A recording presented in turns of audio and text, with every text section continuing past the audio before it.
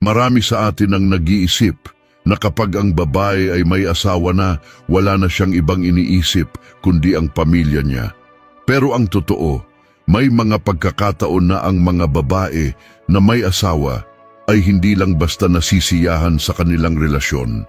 Kung ikaw ang lalaki na may pakiramdam na may kakaibang galak o espesyal na tingin siya sa'yo, baka may dahilan ka na magduda. Hindi agad nakikita ng lahat ang mga subtle signs na nagpapakita ng lihim na interes. Kung gusto mong matutunan ang mga sinyalis na ito, magtulungan tayo at alamin ang 7 signs na gusto ka ng babaeng may asawa na. Huwag mag-alala, walang judgment dito. Tutulungan ka naming intindihin kung ano ang mga senyales na hindi mo dapat palampasin. Number 1. Madalas siyang nagiging malapit sa iyo kahit may ibang tao. Ang unang senyales na gusto ka ng babaeng may asawa ay yung hindi siya natatakot lumapit sa iyo kahit maraming tao.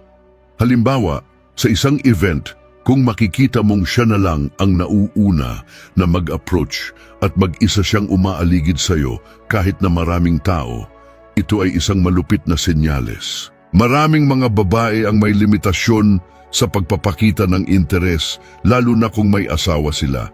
Kaya kapag binabaliwala nila ang bawal na boundaries at mas pinipili nilang magpakita ng extra effort, may ibig sabihin yun, baka sa ilalim ng lahat ng mga gestures na ito, may lihim siyang nararamdaman na ayaw niyang aminin. Dahil ang babae ay may asawa na, siya ay maghahanap ng mga maliliit na pagkakataon para makapag-isang tabi sa iyo. Hindi ito laging obvious sa unang tingin, pero kung siya ay madalas maghanap ng mga excuse na ikaw lang ang makakasama, ito ay isang malinaw na senyales ng interes. Kadalasan, magiging casual lang ang approach, ngunit ang pattern ng pagiging malapit at palagi ang presence niya sa iyong paligid ay nagiging isang malinaw na signal na mas gusto niyang makasama ka kaysa sa iba. Hindi niya gustong ipakita ito ng lantaran, kaya't ginagawa niyang subtle ang mga galaw niya.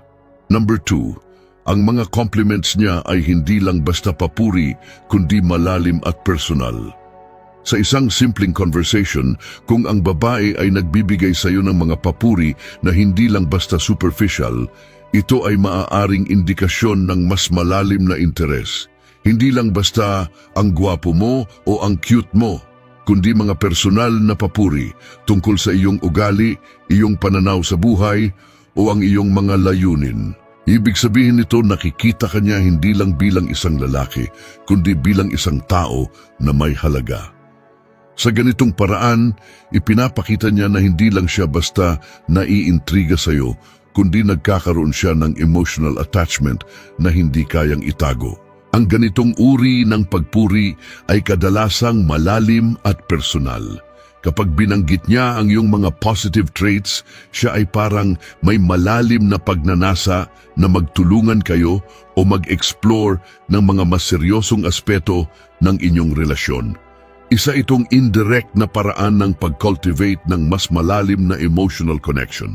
Halimbawa, kung nakatanggap ka ng papuri na "I admire how you think about things, you always have a solution," ito ay maaaring mag-signify na siya ay nagugustuhan ang iyong mga values at outlook sa buhay, hindi lang ang iyong pisikal na anyo.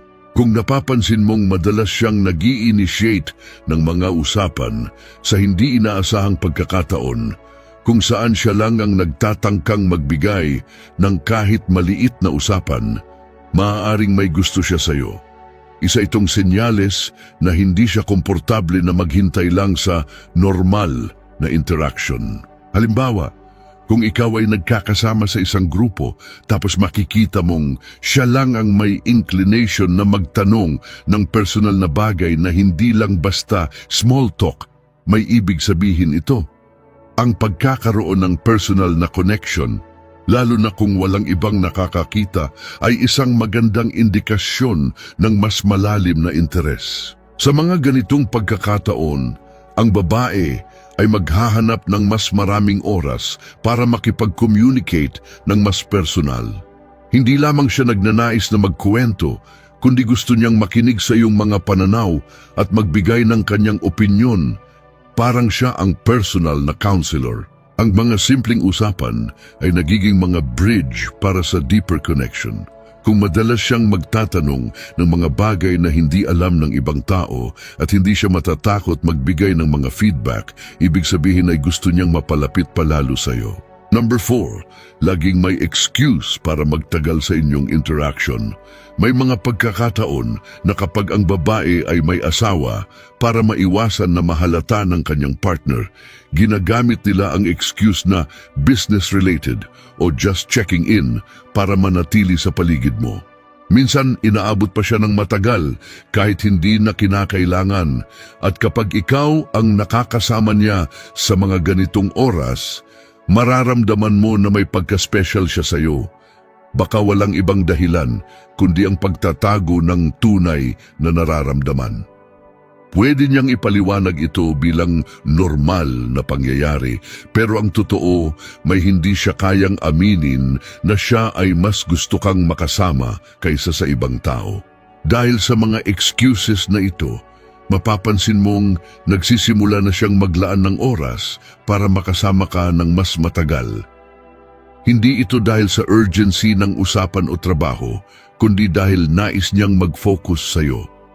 Kung sa mga simpleng pagkakataon ay nagkakaroon ng hindi planadong pag-uusap at siya mismo ang maghahabol ng pagkakataon para magtagal, mag-isip ka ng mabuti, may posibilidad na talagang may mas malalim na interes siya sa iyo kaysa sa iniisip mo.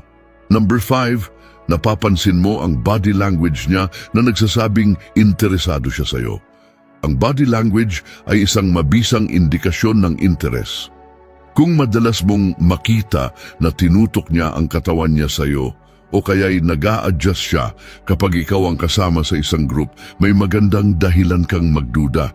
Halimbawa, sa isang simpleng pagtambay, kung siya ay madalas mag-sidestep para umupo o tumayo malapit sa iyo o kaya'y nauurong para mag-adjust ng posisyon upang makaharap ka, ito ay malinaw na senyales ng extra attraction. Hindi ito dapat ipaliwanag ng simple lang dahil ang body language ay may mga nuances na mahirap hindi mapansin kapag ikaw ay nagmamasid. Ang body language na ito ay madalas mas nakikita sa mga subtle gestures tulad ng pag-ayos ng buhok o pag-smile ng matagal sa mga simpleng pag-uusap.